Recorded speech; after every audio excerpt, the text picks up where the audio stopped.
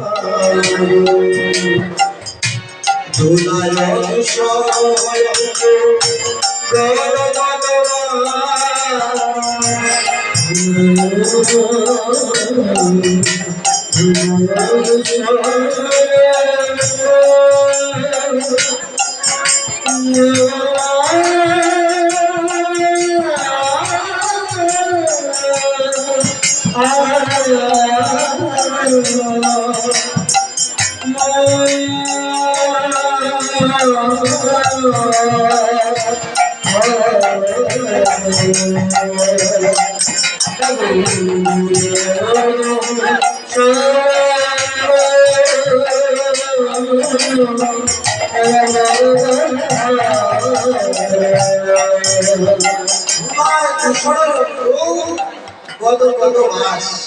হঠাৎ করে মা যখন মাথাটা খারাপ হলো মায়ের সঙ্গে সঙ্গে নরহরিকে ডাকলেন নরহরি এই নরহরি নিতাই তোরা কোথায় রে আজ থেকে কথা বলছে মা আমাকে বলো তারা কেউ কাছে নেই আমাকে বলো কি হয়েছে বলে যখন খেলা চলছিল তখন সময় তোরা কোথায় চলছিলি আমরা তো বাসা ছিলাম তাহলে তোদের গায়ে ধুলা নেই আর শুধু আমার বন্ধুদের গায়ে ধুলা এটা কি তোরা সবাই মিলে আমার বন্ধুকে বলে দিলে এটা কি তোরা ঠিক করবে বলে মা তোমার জবাবটা ধরে বলছি মা আমরা এটা করিনি এই যে গৌরহরি আজ নতুন হরিনাম সংকীর্তন এই হরিনাম সংকীর্তন করে ধুলায় বেলা মুখে বলে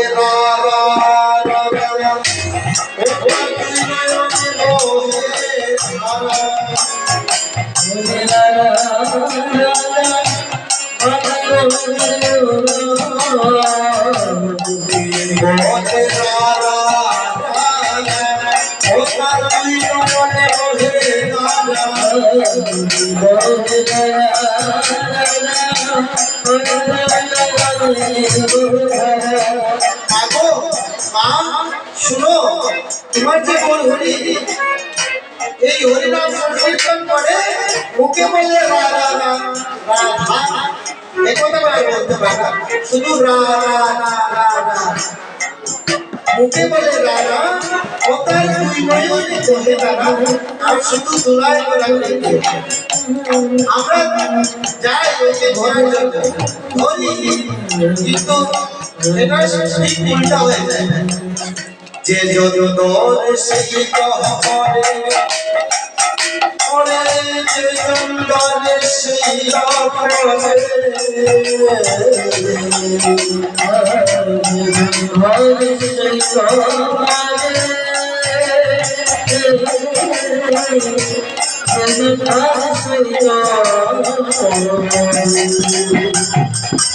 কেউ যদি করিবে তখন সময় গিয়ে দিয়ে বাংলা উল্টা নাকি উল্টানোর সময় কি হয়, উল্টা আরো শেষ হয়ে যায় পরে ছিল এই ধুলায় ধরা বলে আমরা উঠে আবার এই ধুলাধুলি ঝেড়ে ফেলবো। সর্বক্ষণ ধারা রয়েছে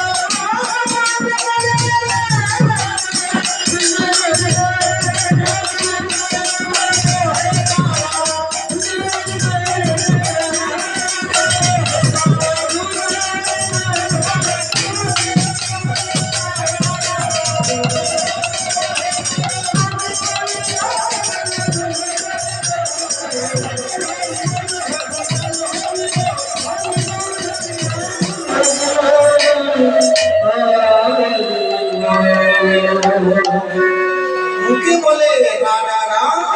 কথার দুনয়নে বহে দাদা। এই কীর্তনটা কে রচনা করলেন? কে রচনা করলেন? ধুলায় তুষার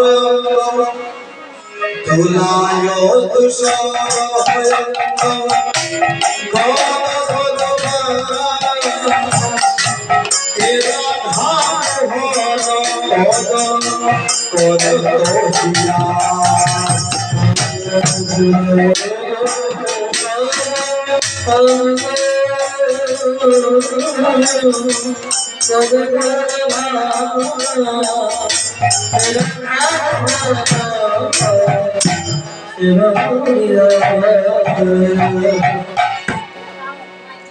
অগদুলায় তুষার।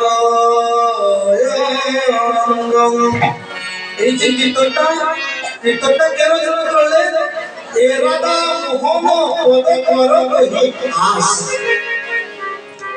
কেন